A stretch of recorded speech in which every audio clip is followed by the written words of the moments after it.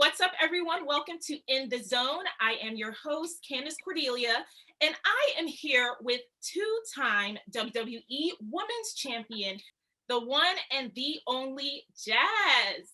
So, Jazz, Hi. hey, the iconic, the beautiful, the gorgeous Jazz, you are embarking this year on a retirement tour. So, talk to us about that. What led to this decision?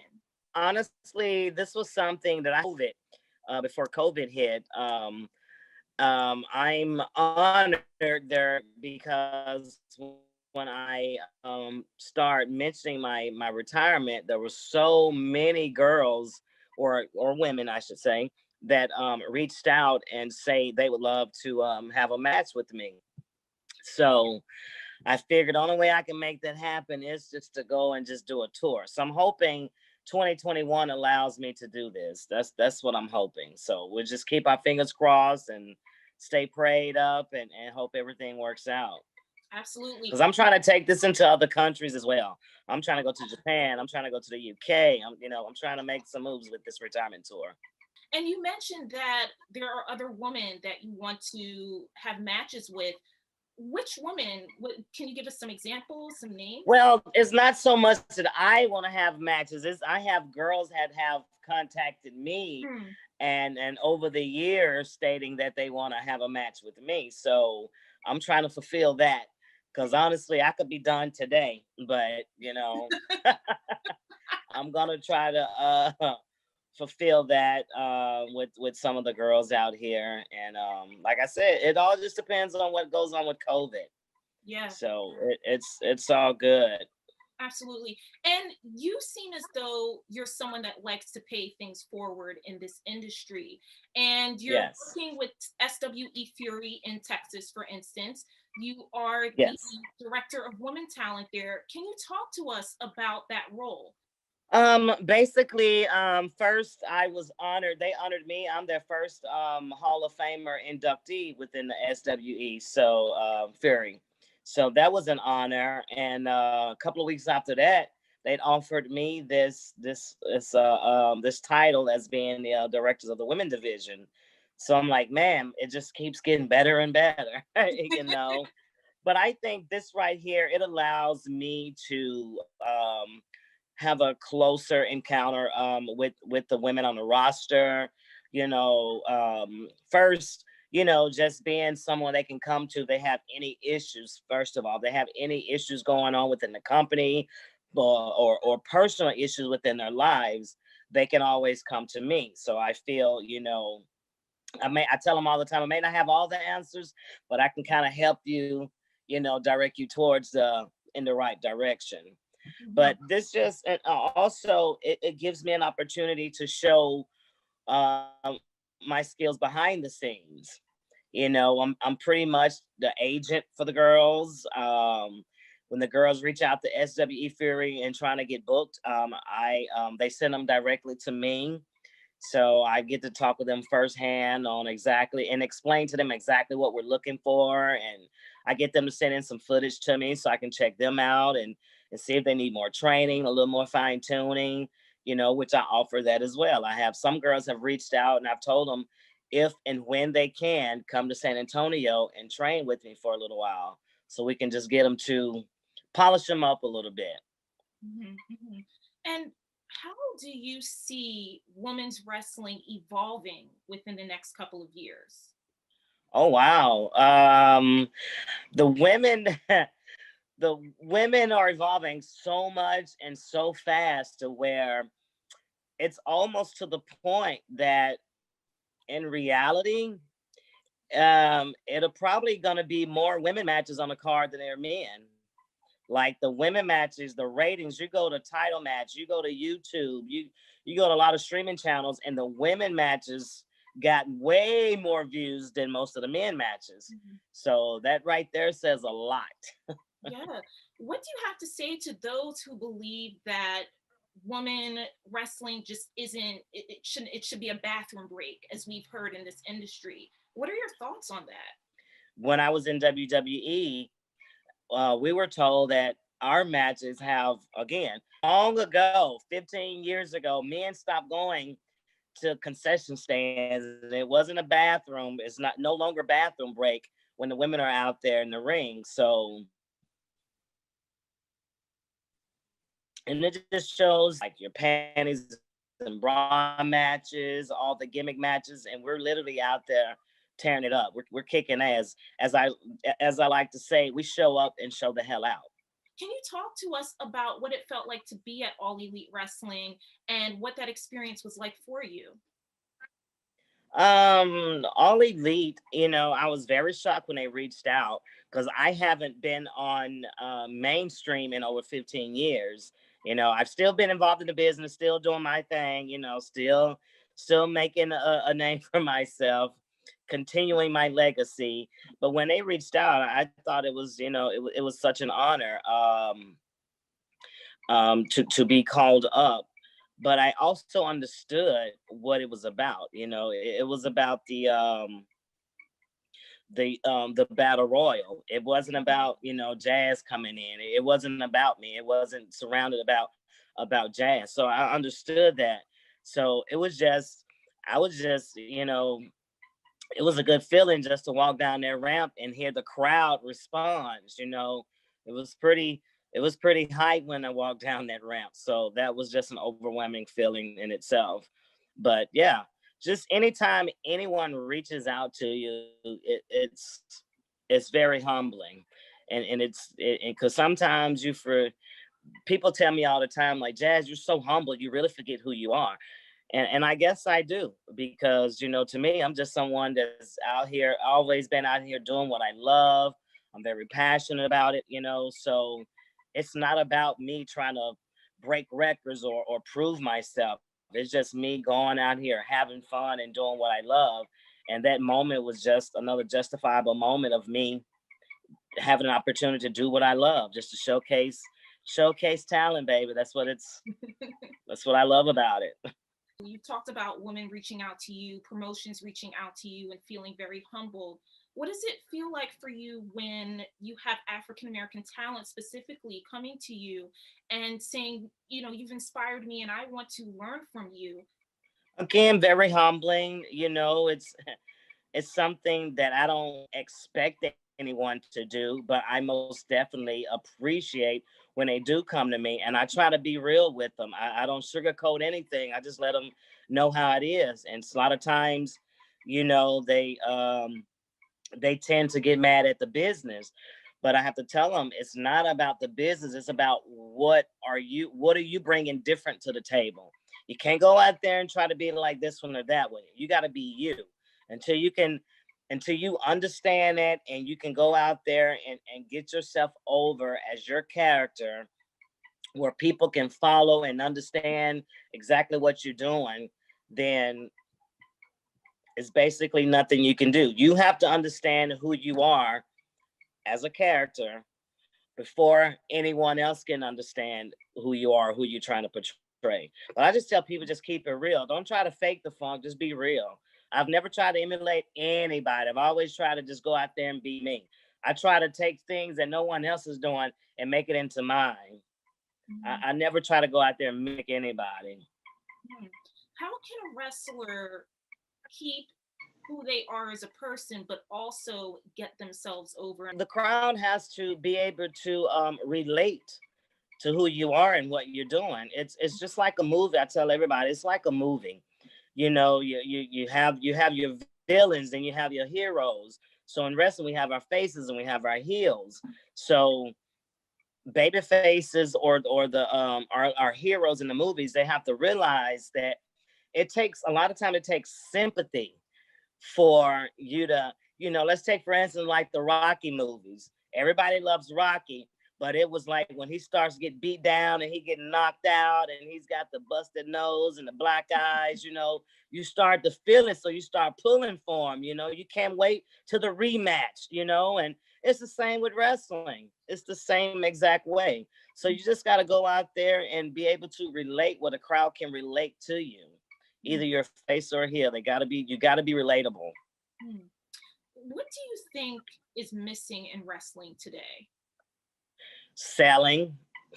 And that's the thing, everybody wants to be a badass. Nobody wants to sell.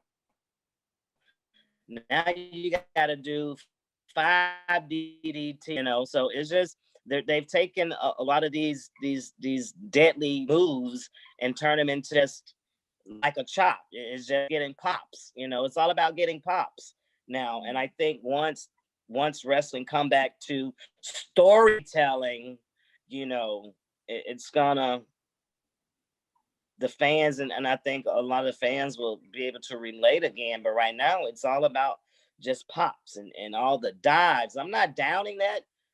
I've never done it. Of course, I never ever will. But I mean, how many dives can you have on one show?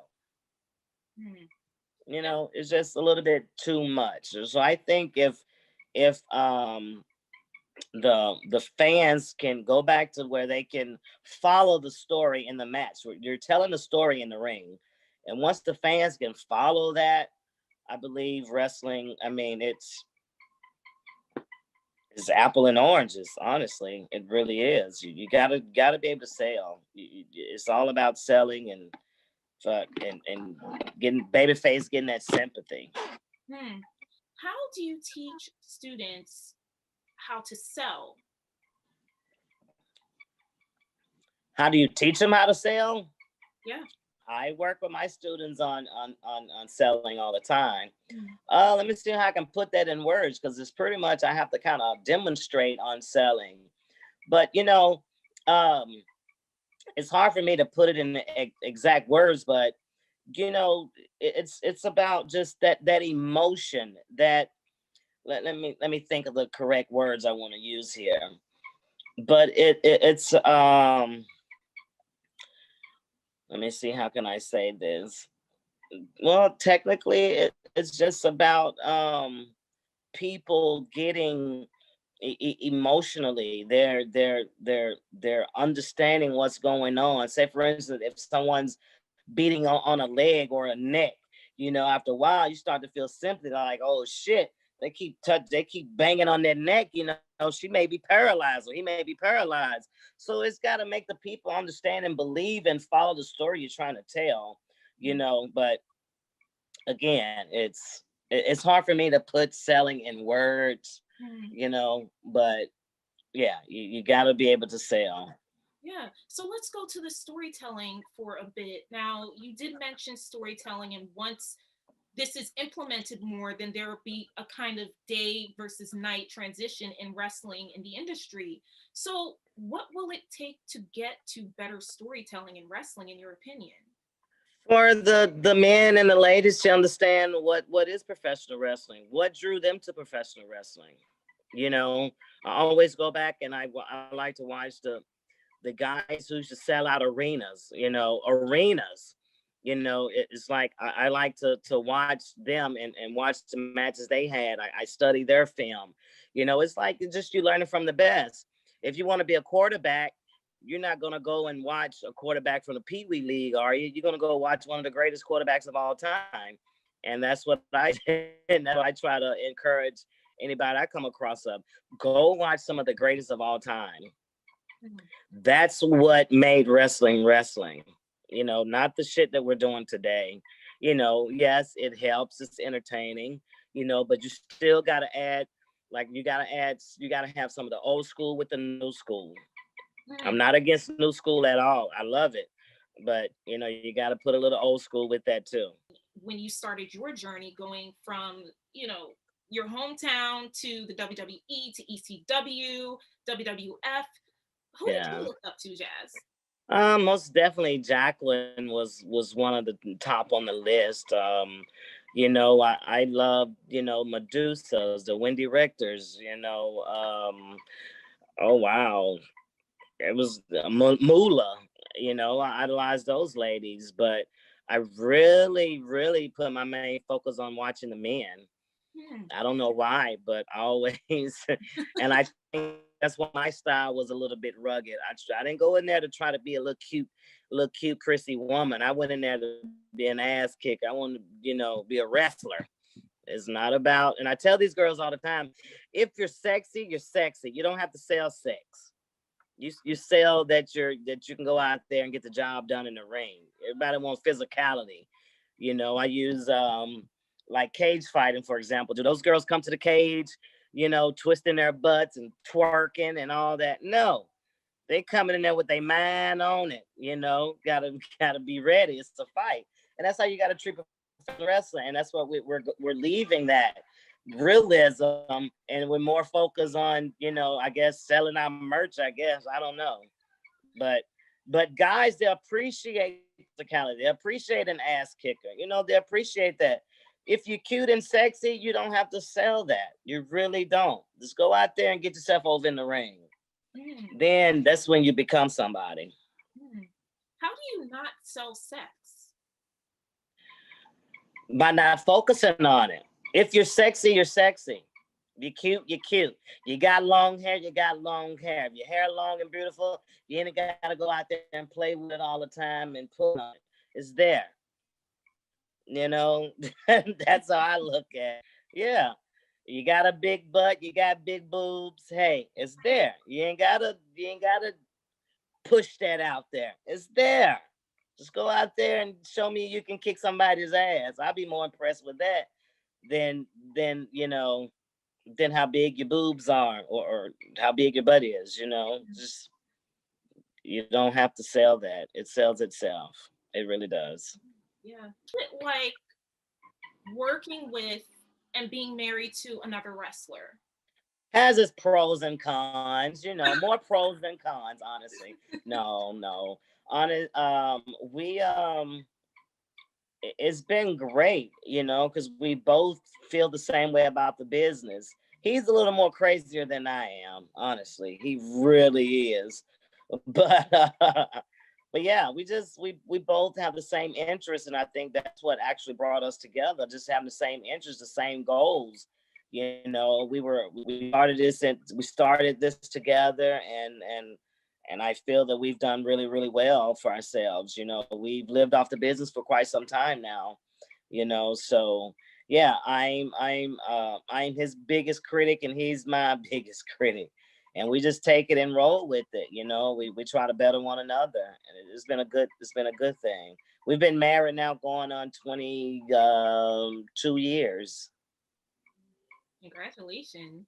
Yes. It's a long time. That's amazing. Yeah, it's a long time. I ain't saying it's all been peaches and cream, but that's life. Exactly. That's exactly life. Right. Yeah. Yeah. So what has Rodney taught you about the business when you both were coming up together? We just he's such a jock. First of all, he's the biggest jock ever. I'm talking about college football. He did Greco-Roman wrestling. So he's like this jock from hell sometimes. But he just he always told me to just, that's where I get that from. Think, shoot, but know it's a work. You gotta believe who you are. You can't be a bad MF if you don't think you're a bad MF, right? So you gotta go out there and portray. That's why we're saying you gotta be real with yourself. Can't go out there and fake the funk. So Rodney has always drilled that in my head. Treat it like a shoot, but know it's a work. So like far as psychology goes, think, shoot. If you're in a real fight, if you wouldn't do that in a real life situation, why would you do it in wrestling? What can he credit as having been taught from you in the wrestling industry? Oh wow, you'll have to ask him that one. I don't know. I don't know. I try to teach him everything, girl, but I don't know. Wow. What have I taught him that he would probably say? Oh, I don't know. I'm pretty much a big influence on him when it comes to like just revamping his look a lot. You have to always repackage your look. Still be who you are, but just change it up every now and then. So we thrive ourselves on that as well. We always changing it up. You see, I just shaved my head off, my hair. I said my head. I've shaved my hair off, so you know that's way different. Yeah, it's just about trying to keep yourself relevant, basically. Yeah. Do you Yes, miss the hair at all? I do. Oh, really? I do. So you I can do, do but it. I don't miss the expense though. A lot of people don't understand. Every time I think about it, I'd be like, oh my God, I'm just gonna go get me some weave and I'm gonna do this. And then I start calculating those numbers up. I'm like, girl, that's $500-$600 you could save. One thing that I have always wondered about in terms of, especially being in the WWE, for example, having to keep Yes. up your hair, the makeup, the dress. How important was that on a daily basis to have that maintenance? Very important. I stayed on top of like my gear. If you watch my matches now, if you go back on YouTube, you're probably gonna see me in one costume, probably maybe twice. Mm. Like I made sure I had new gear all the time. And you know, fortunately with us African Americans and our extensions, we can change our hair at the drop of a dime. So I always had new hairstyles, you know. So yeah, I always always had to just do something different Yeah. all the time. Yes, but good thing about it over there, you know, it's a tax write-off. So it Ah, benefited. It cost, but in the long run, it helped with your taxes and all that. It was a write-off.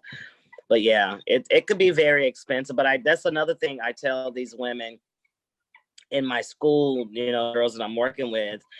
You have to invest in yourself. You have to. If you want to, you got to always look and treat yourself like you're a superstar. Always. You walk in a venue like you're the superstar.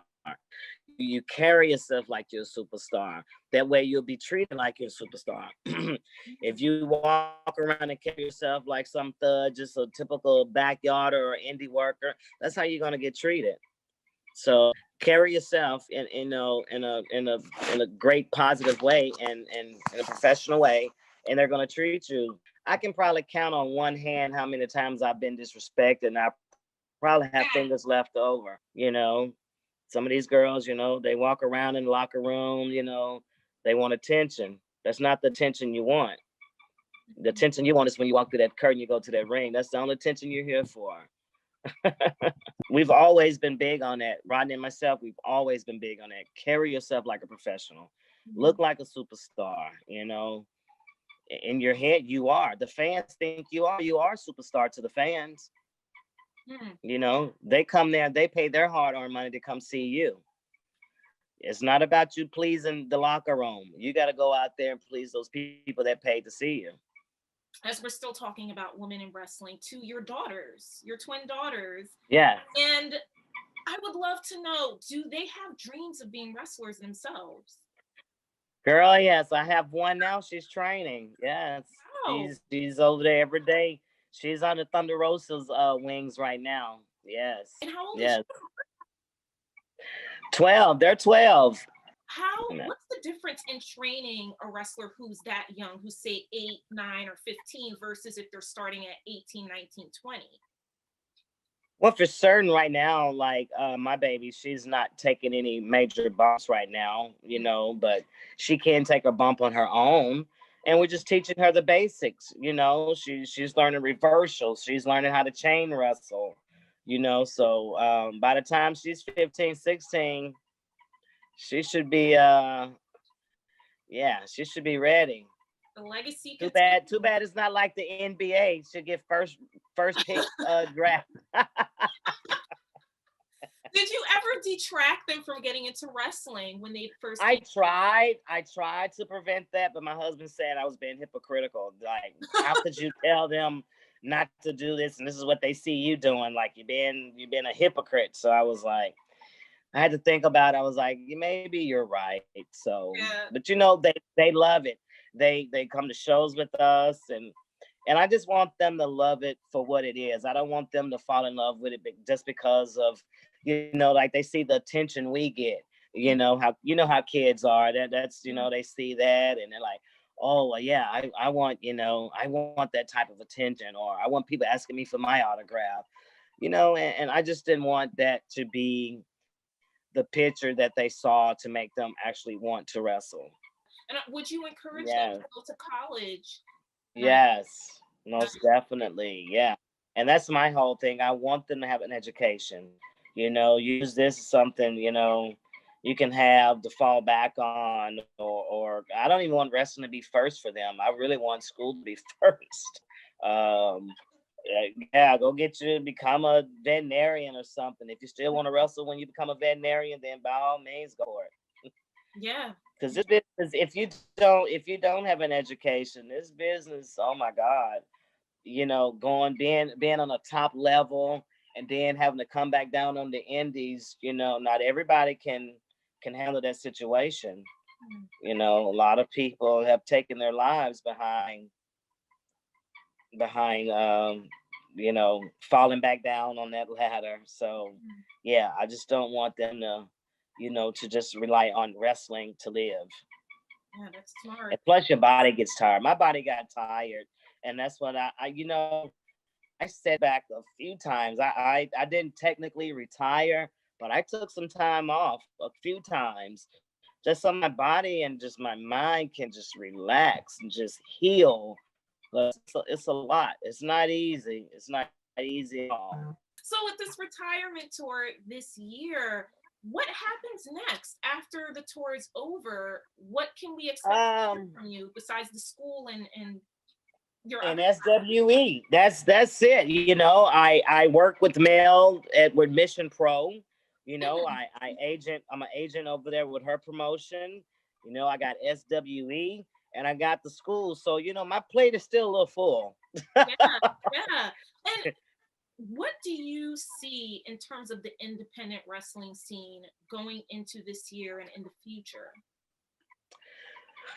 It's really hard to say. I just hope everyone, the little time that we've had off due to COVID, I just hope they have really sat down and thought about what they can do to make themselves individually better. And it's not all of it is not about in ring performance, but as a better person. Um, um, I'm hoping that they're back home thinking, okay, instead of them thinking, how can I get my shit in? I'm hoping they're thinking about how can I get my opponent over. That's another lost art of the business where we're no longer thinking how we can get our opponents over. We're all about thinking of how shit we can do that's cool or that'll get a pop or basically getting our shit in. But how about focus on how you can help get your opponent over? Make your opponent a superstar. So I'm hoping that's what some of the talent out here has been thinking about, instead of so much on them getting over, how about getting your opponent over as well? So but far as where the indies going, I really don't know. That's a hard one right there. I really don't know. I think there's going to be more promotions popping up. Hmm.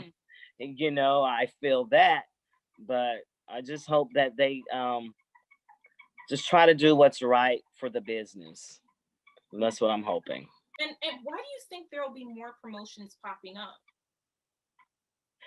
Because I feel that the downtime we've had has been so long, and it's giving everybody more time to think, Mhm. about they're thinking about what they can do, what they would do differently, and what else they could bring to the table, and how they would do things. So I just feel like it's gonna be a lot of workers now gonna try to start up their own promotions because they feel they can do things differently. The ones who never got a push, the ones who feel they've been overlooked, these are the ones that's gonna pop up and try to do their own promotion, but not realizing it's a lot of work. It's not about just setting the ring up and having a show. It's more Yeah. to it than just that. So, but whatever they do within the business, I just hope they try to do what's right for the business and better the business. Just please help us just keep bettering the business. Let's bring it back. Mm, mm. you mentioned multiple times about the high spots and this being such a central part, it seems, of shows instead of a wrestler getting their opponent over or vice versa. Why do you think doing all these high dives and high spots got so popular within the past 5 years or so? Monkey see, monkey do. They did. A few of them did it and got a big pop, and oh my God, now shit, they want that same reaction, right? Monkey see, Mm. monkey do. Me personally, instead of on a dive, I'm be more focused on dropping a hellified elbow. Mm. Making that elbow look deadly. So I'm all about the simplicity shit. I do simple things, but I just make it be very believable and make it look very deadly. Yeah. If you look at all my matches, I did leg drops, a frog splash, a standing frog splash. I dropped elbows. I did Yeah. simple things, and I got over as one of the most vicious heel in the business. Yep. And there it is. Okay, so we have the WWE's Legends Night coming up. Have you been asked to go to that?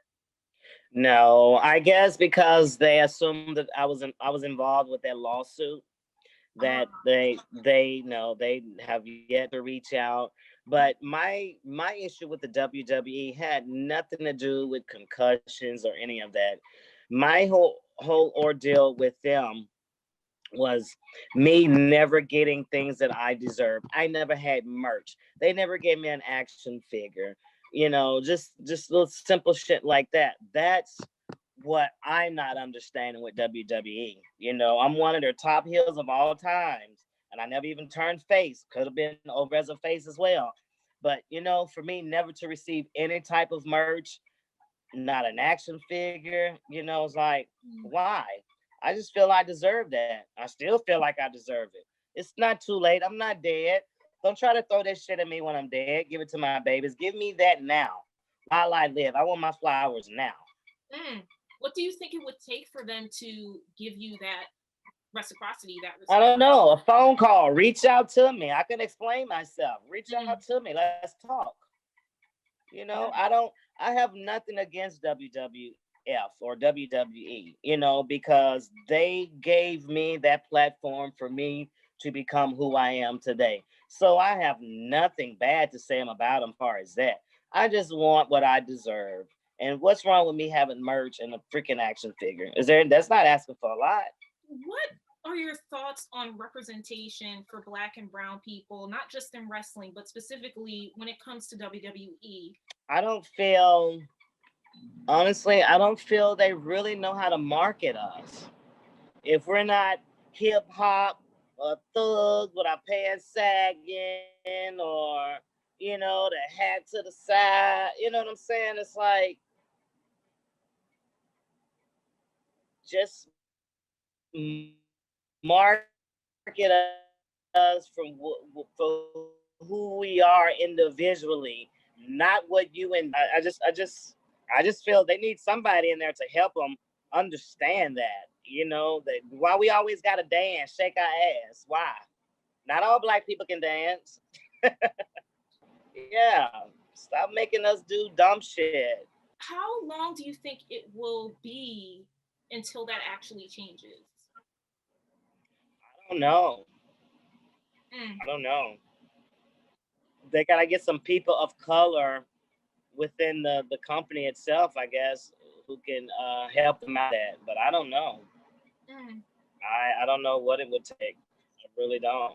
I would have thought they would have really surpassed all that by now, but I just feel that they just make a mockery of us a lot. It's we all got to be the either we're dancing or we're goofy or we're just you know just why we got to be the ha ha. My last question for you is, and it goes back once again to this retirement tour. Can we expect to see you in the ring with someone, say like a Trish Stratus, or someone that just, a huge surprise? Girl, I'm trying to hang in there and get them tag team titles with Jordan Gracie right now. With Jordan Gracie, Yes. that's what I'm trying to do. Yes. So let's talk about that too. Impact Wrestling happening this week. We can't forget that. Yes. You guys are doing the Knockouts Tag Team Championship tournament. Yes. How's it been working with Jordynne Grace? Jordynne Grace is awesome. I've been knowing Jordynne since she was probably 15, 16 years old. So I've been knowing her for a while now. But just to see her, her growth has been wonderful. And now for me to be in Impact and as her tag team partner, it's like I'm having a blast with it. And I hope she's having a blast working with me as much as I'm having a blast working with her. But it's feeling to be back out there right now. Like, that's what I said. That's just my main focus, to try to just hang in there with those girls, man. Those girls, they're young, faster, and stronger, So I'm just I'm hanging in there. Let you know that much. Yeah. Don't count me out yet. Right. And Impact Wrestling, I mean, it's such a storied history with that promotion. How's it been working with them overall, particularly within this pandemic? Awesome. Dreamer reached out to me. I've been working with Dreamer since the ECW days. So he was like, he took care of me in ECW. And he told me, he's like, I'm still taking care of you, even though you're trying to retire, huh? I'm like, yeah, Dream. So I'm trying to get through with this retirement, honey.